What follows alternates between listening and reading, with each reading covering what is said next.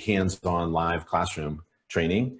He's also a current owner and operator of a successful home inspection business here in Colorado. And he has some information that he wants to share with us. He did a home inspection with a lot of structural issues, and he wants to do a presentation, like a case history, about his observations and the results of that inspection. So, Lon, are you there? I am here. Hey, buddy. Thank you for sharing, taking time out of your schedule and sharing with us on an international webinar. I really appreciate it. Oh, you bet. Sadly, the schedule's a little more open in the COVID era. Yep. But that's okay. You know, we tell our members, if you haven't yet scheduled a job today, keep on learning. Learn something new. So what are we going to learn today? So this is a little bit of a, give you the background here. About 7-8 weeks ago, I did an inspection on a house built back in the early 50s. And the garage had some structural issues. It had had some fairly significant settling sometime in the distant past. And not to mention, somebody had collided with the front of the garage and pushed one of the corners in. So I'm doing a pre-listing inspection on this. And when I looked at the garage, you know, honestly, yeah, it was major structural movement, but it was old. The garage was stable. And so I gave the owner of the hot property two options as I saw it. One, get a structural engineer, do repairs, etc. But on the other hand, do cosmetic repairs to it and you know, call it good, just depending on what their approach was, and just deal with obviously, when they finally put the house up for sale, get you know, a new buyer and no doubt a new inspector. I told her, look, this is going to come up again in a future inspection, and you can see what they say and how you want to deal with it then versus now.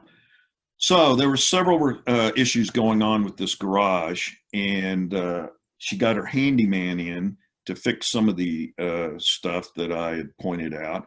Well, the handyman had a different spin on it than I did and got fairly excited about the movement in the garage. And he and I had a conversation about it, and he was more of the opinion, this needs to be fixed right now. So she got some contractors in and got various bids. Some of the bids were one bid was $24,000 and one bid was $11,000. So quite a bit of difference there. So along the way, I get re-involved in this, and we get a structural engineer out to take a look at it. And I joined the structural engineer and a contractor at the same time to look at it. So I shot a video on this second visit, not with these guys involved, just me walking through, looking at it and stuff. So why don't we do the video? And this is my first time doing a Zoom, so hopefully it'll proceed fairly smoothly.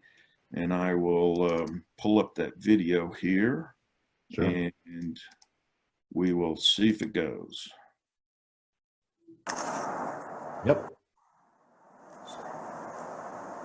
So as we come up to the garage,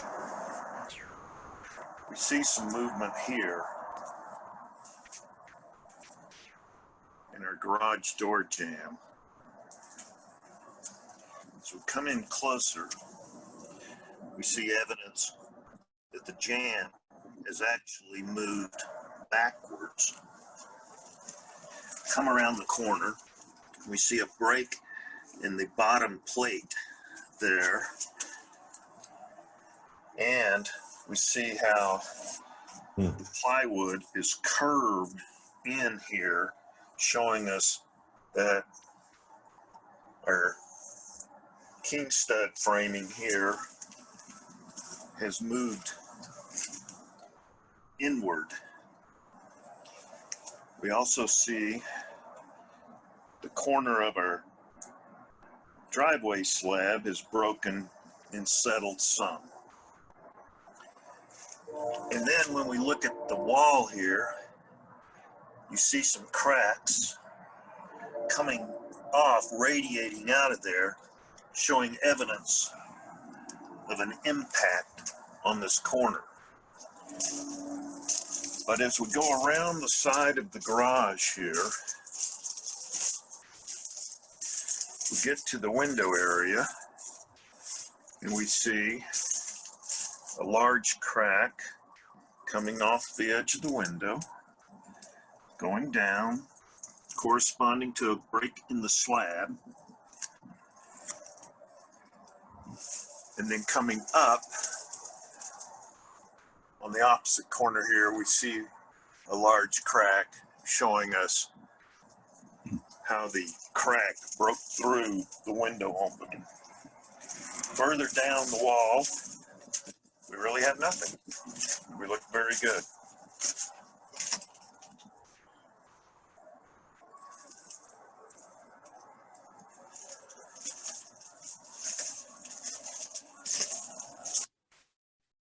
So, as you can see in the video there, this was what would this be? The west side of the garage.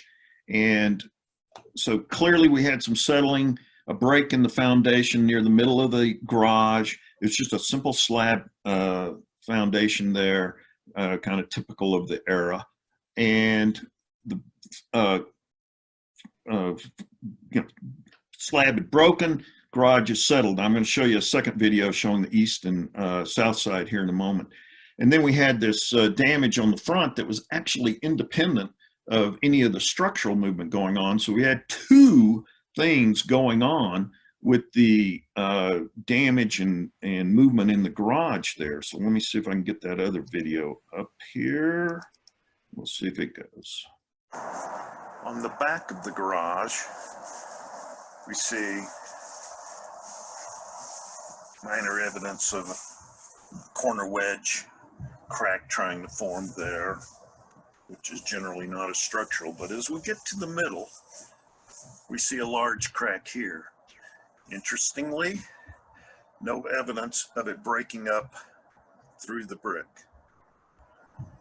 We look very good on our brick.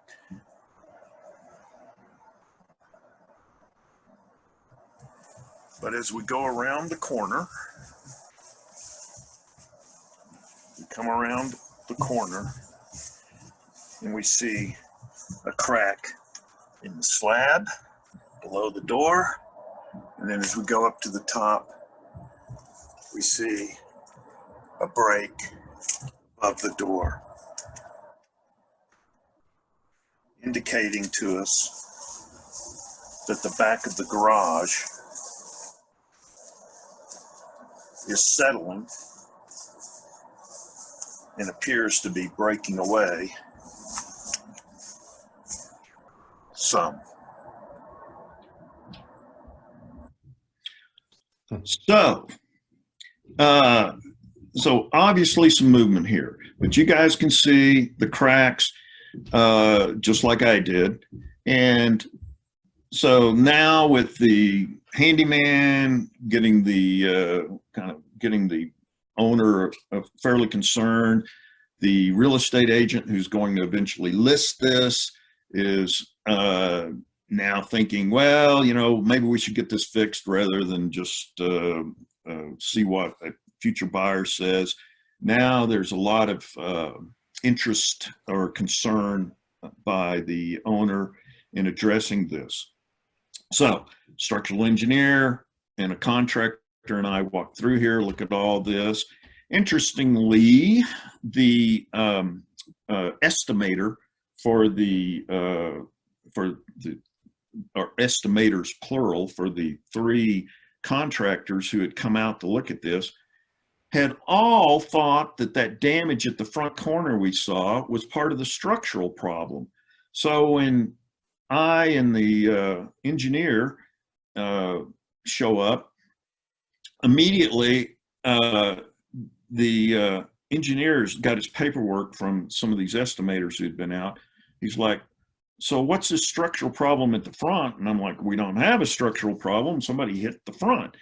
And looked at it. He agreed with me that this was not a structural issue at the front.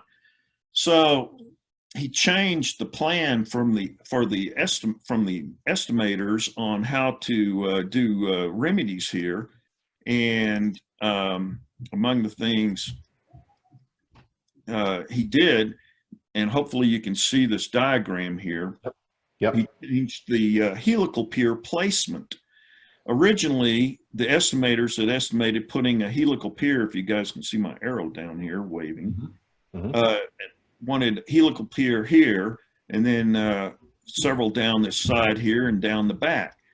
He changed that to what you see here with helical piers, these 5 helical piers around the back of the garage, stabilizing that. It didn't change the price of the estimate, which the owner was going with the low bidder, needless to say, but it did change the positioning of the helical piers there. So, you know, I'm talking to the to these guys all the time here while we're there, and I just said, so look, how bad is this damage? And the engineer said, look, if she was staying here, she could easily live with this. He says it's not going anywhere. The garage isn't falling down. So basically in line with my earlier comments and report to the owner. So that was reassuring.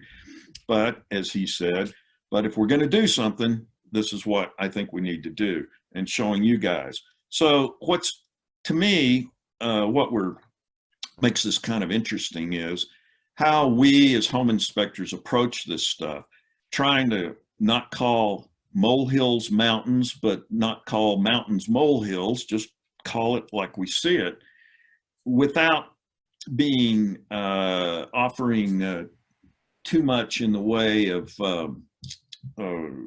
recommendations on, oh, this has to be fixed, or it doesn't. There's obviously places and times, particularly involving safety issues, where, oh, this has to be fixed. But other things, certainly, you know, call it how you see it, and then make that recommendation for further evaluation or repair by the appropriate expert. You know, I've been doing this a long time. This is my 22nd year. I've never been reversed by a structural engineer, although they certainly, you know, say things differently than I often do. I try to use simpler language when talking to or communicating reports and things to my clients. Try to use, you know, words, so to speak, that everybody understands. Sure. But at the same token, trying to be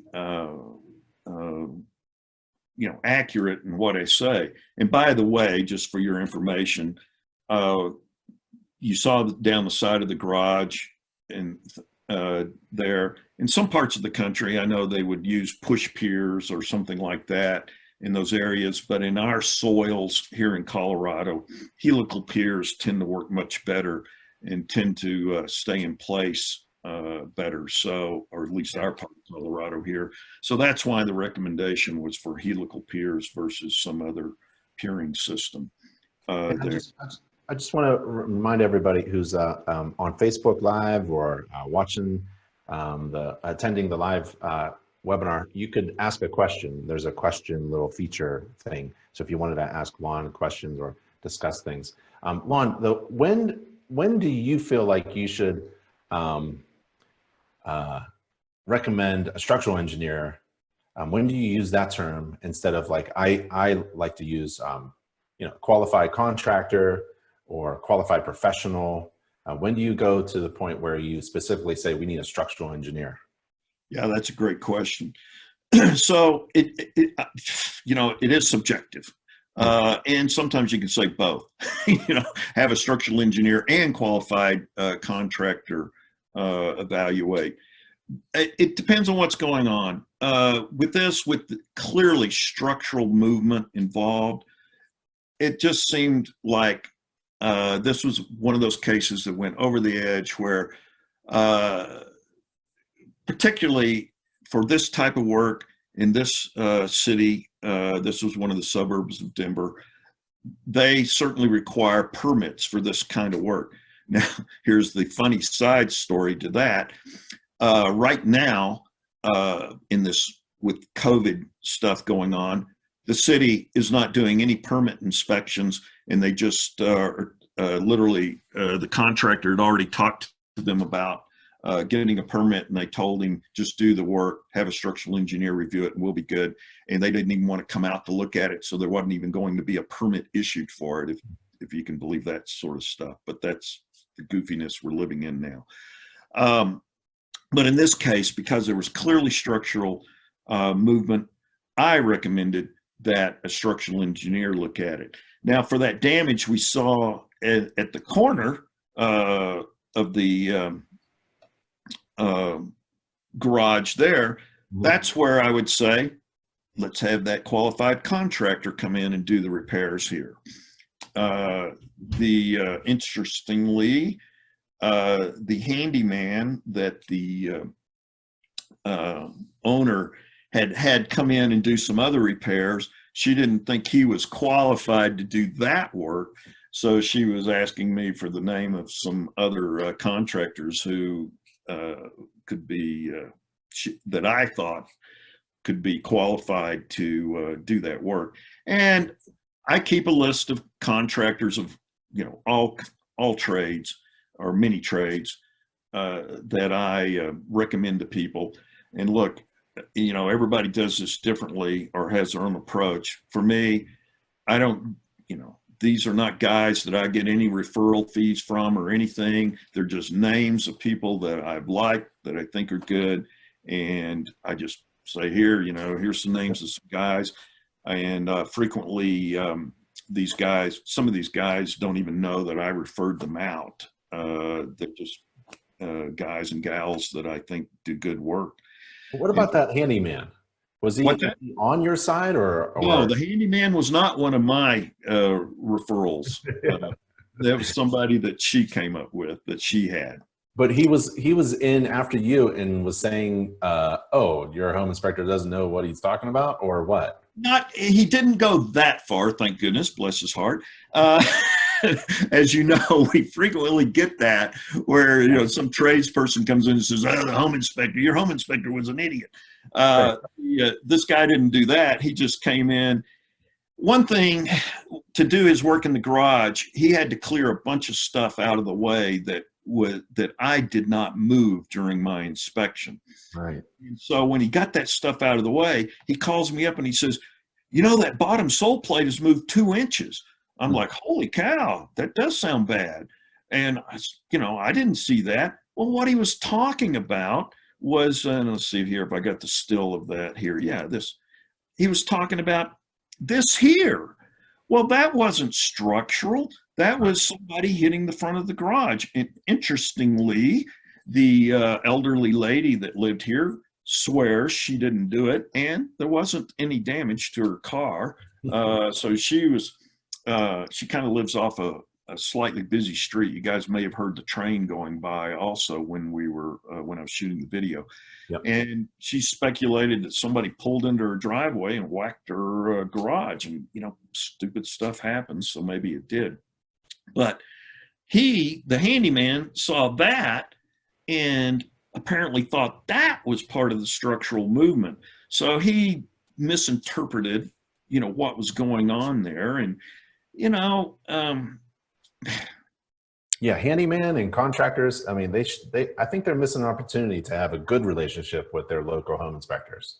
Oh my God. I keep hearing a contractor, we make all these recommendations and the contractor comes in and feels like there's an opportunity to bash the last person in and say that the home inspector missed all this stuff or something, instead of having a good relationship.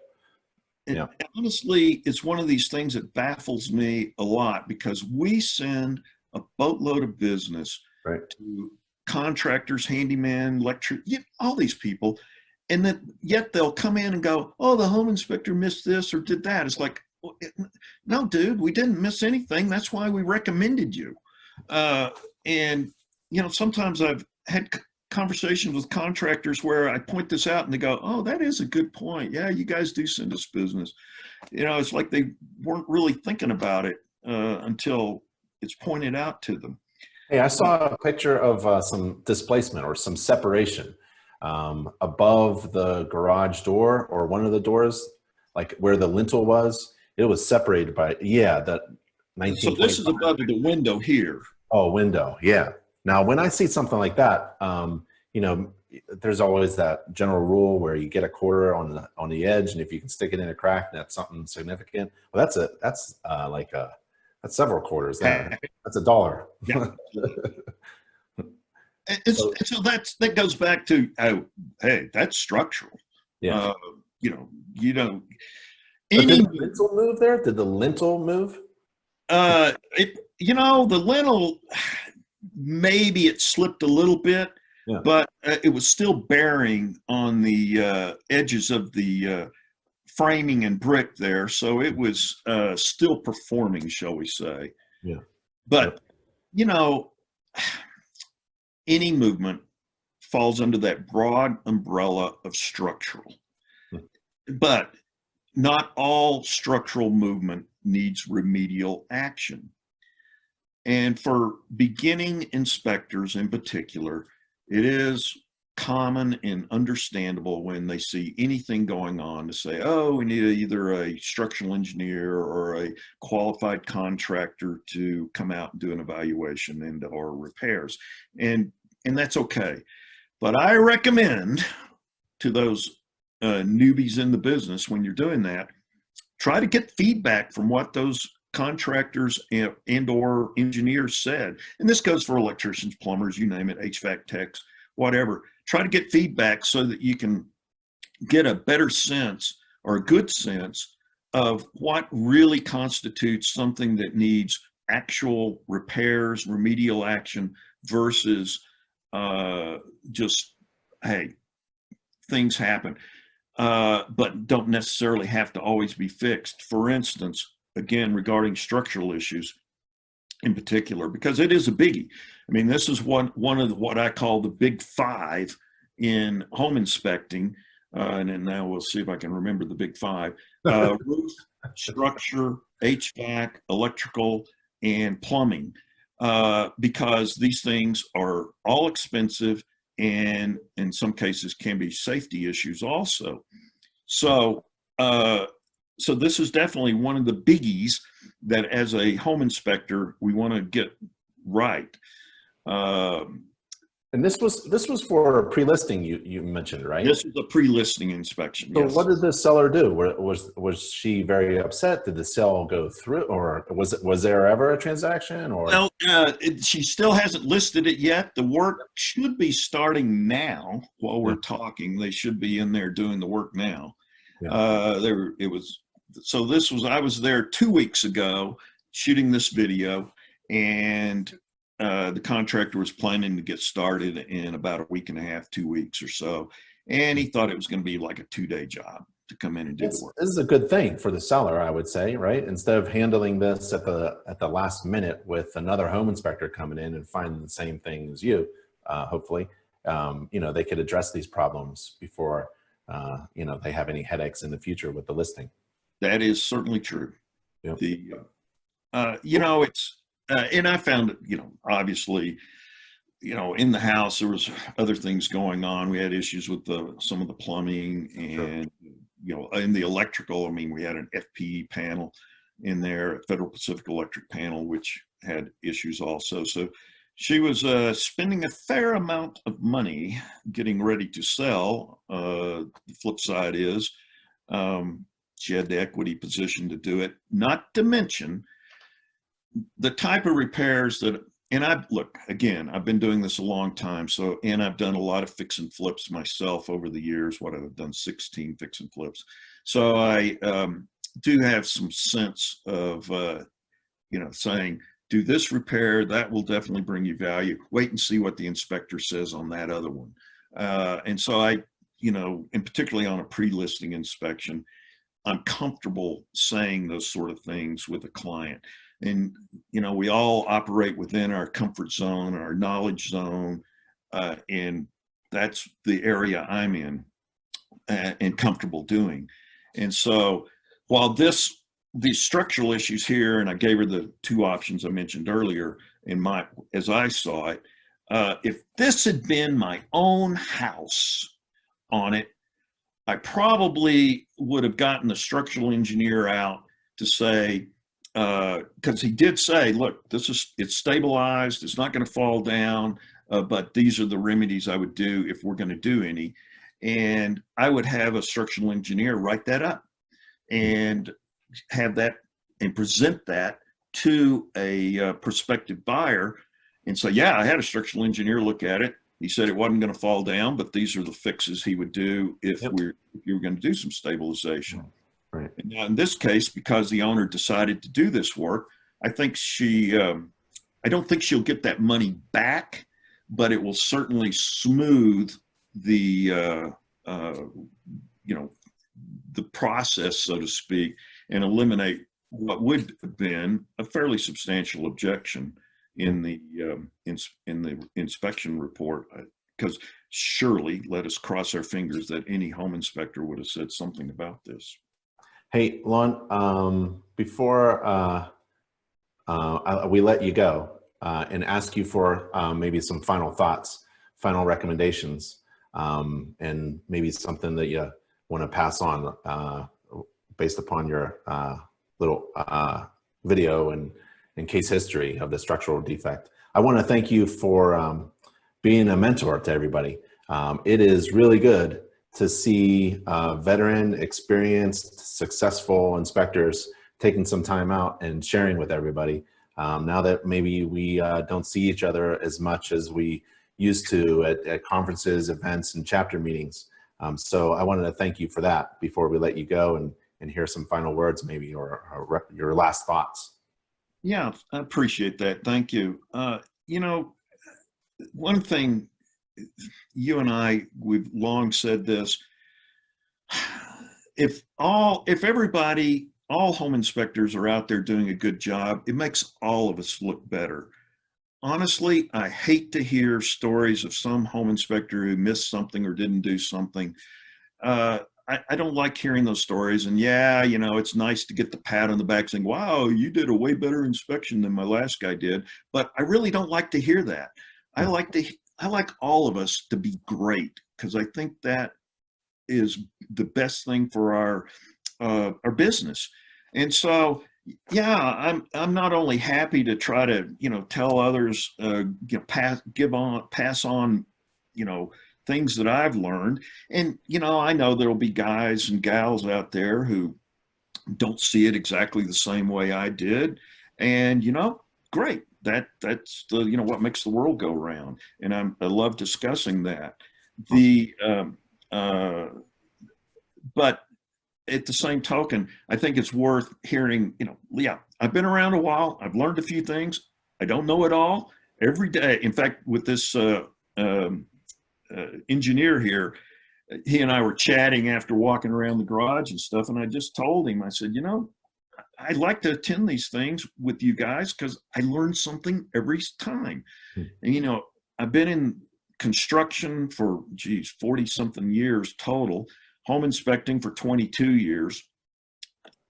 Technologies change, things change, recommendations, fixes, all this stuff is evolving all the time, and the learning never stops. It's just part of our business. Awesome.